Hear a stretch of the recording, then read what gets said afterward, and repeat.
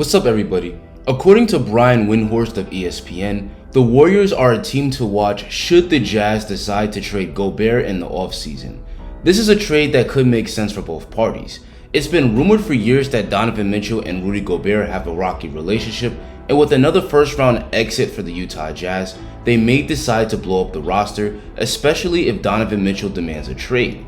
If Gobert becomes available, he makes a lot of sense for the Warriors. The Warriors are a great team, but one of their weaknesses is their lack of size. Kevon Looney is a solid big man, but he's only 6'9", and James Wiseman, who was a very promising prospect when he was picked back in 2020, has been injured nearly his entire 2 years in the league. Point is, the Warriors need another big, and the three-time All-Star Gobert is simply one of the best centers in the league. Windhorst points to Wiggins as one of the key pieces in a trade, which makes sense since his $33 million would be crucial in matching salaries. Anyway, let's take a look at the pros and cons of a Rudy Gobert trade to see if the Dubs should pull the trigger. The obvious pro of a Gobert trade is that it would improve their size. A Rudy Gobert trade would quickly turn a big weakness of the Warriors into a strength. Rudy Gobert is one of the very best defenders and rebounders in the league. He led the league in rebounds per game this season, and he's a three-time Defensive Player of the Year. Having Gobert would make the Warriors much better equipped to defend the top post-up centers in the league, and he would also help them tremendously on defensive glass, as the Warriors tend to give up plenty of offensive boards.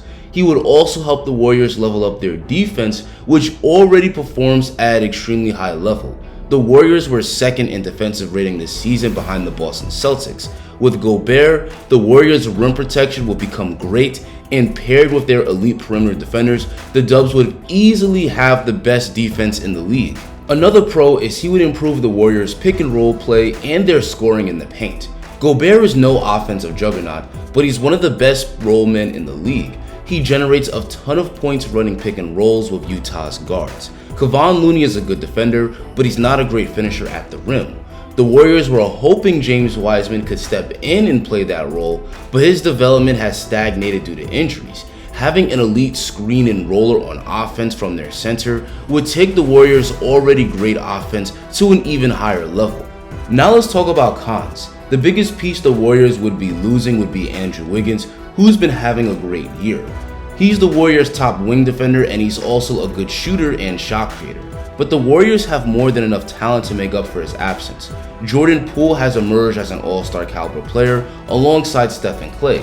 Wiggins averaged 17 points per game in the regular season, but that's down to 14 in the playoffs, which goes to show that his offense isn't needed as much with the other talent on the Warriors roster.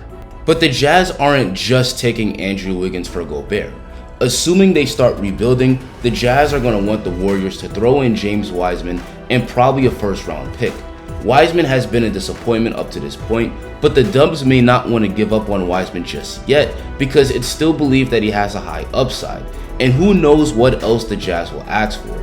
Maybe they ask Golden State to throw in Moses Moody or even Jonathan Kuminga. Either way, the Warriors are going to have to part with at least some of their young talent to make this deal work.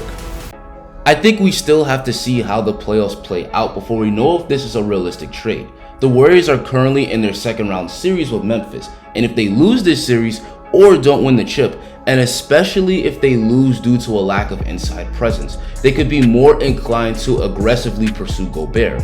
Additionally, if Donovan Mitchell gets traded, then the Jazz may decide to rebuild, which means Gobert gets traded too. A lot of dominoes have to fall for this trade to happen. If the Warriors win the championship, they'll probably feel that there's no reason to make this trade. Anyway guys, that's going to be it for me. But what do you guys think? Should the Warriors trade for Rudy Gobert? Tell me in the comments. If you enjoyed this video and want to see more dope content just like it, drop a like on the video and subscribe. Thanks for watching and have a great rest of your day.